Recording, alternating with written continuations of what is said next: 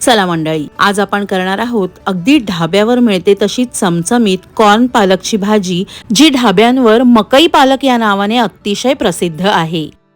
Corn पालकची भाजी करण्यासाठी एक वाटी भरून स्वीट कॉर्नचे दाणे चाळणीवर काढून घेतलेत। त्यात घातलेला आहे अर्धा टीस्पून मीठ, पाव टीस्पून हळद। हळद घातल्यामुळे कॉर्नना रंग खूप छान येतो।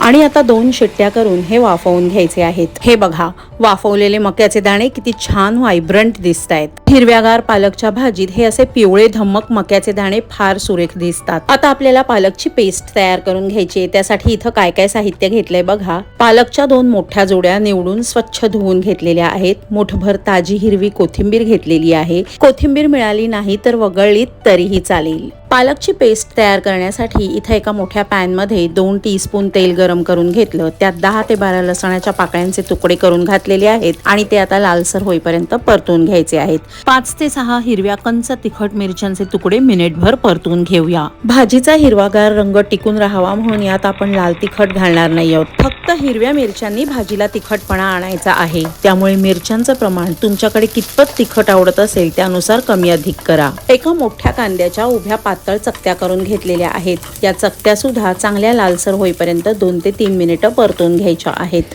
कांदा चांगला लाल झाल्यानंतर यात घातलेला आहे पालक ओबडधोबड कापून घेतलेला आहे। वर कोथिंबीर घातली आणि आता हे सगळं खालीवर सारखं करून घेऊया। गॅसची आच मंद आहे।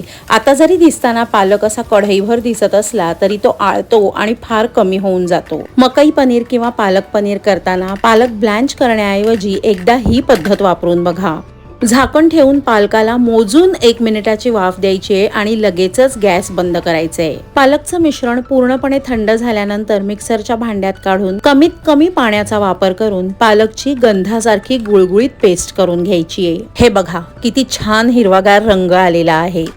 आता भाजी फोडणीला घालण्यासाठी त्याच पॅन मध्ये मी 2 टेबलस्पून तेल आणि 1 टीस्पून बटर घातलेलं आहे। तुम्ही बटर खात नसाल तर त्याऐवजी साजूक तूप किंवा घरचं पांढरं लोणी सुद्धा घालू शकता। गरम तेलात 1 लाल मिरची, 1 तमालपत्र आणि 2 लवंगा घालून मिनिटभर परतून घेऊया। बारीक चिरलेला लसूण घालून मध्यम आचेवर चांगला लालबुंद होईपर्यंत परतून घ्यायचा आहे। इथं मी लसणाच्या बरोबर 25 पाकळ्या बारीक करून घेतल्या। त्याने भाजीला उत्तम स्वाद येतो। यानंतर 2 हिरव्या मिरच्या आणि 2 मोठे कांदे बारीक कापून फोडणीत घातलेले आहेत। हे सुद्धा चांगले लालबुंद होईपर्यंत परतून घ्यायचे आहेत। गॅसची आच मध्यम केलेली आहे। 1 मोठा टोमॅटो बारीक कापून घातलाय। मिनिटभर परतून घेऊया। 1 टीस्पून धणेपूड, 1 टीस्पून गरम मसाला आणि पाव टीस्पून हळद घालून मिक्स करून घेऊया। आणि आता यावर झाकण ठेवून मंद आचेवर 2 मिनिटांची एक वाफ देऊया। 2 मिनिटांनंतर झाकण उघडलंय। सगळा मसाला खालीवर सारखा करून घेऊया।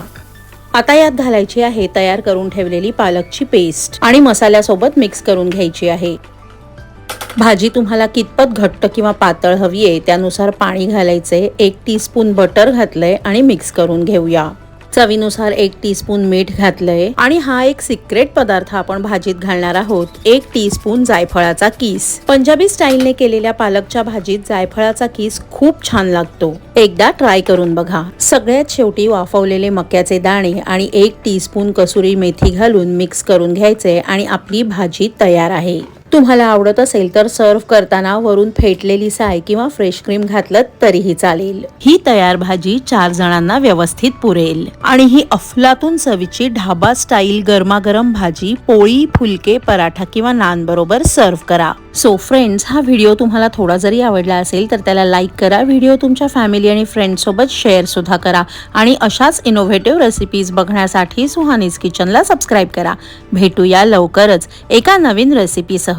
पण तोपर्यंत बाय बाय।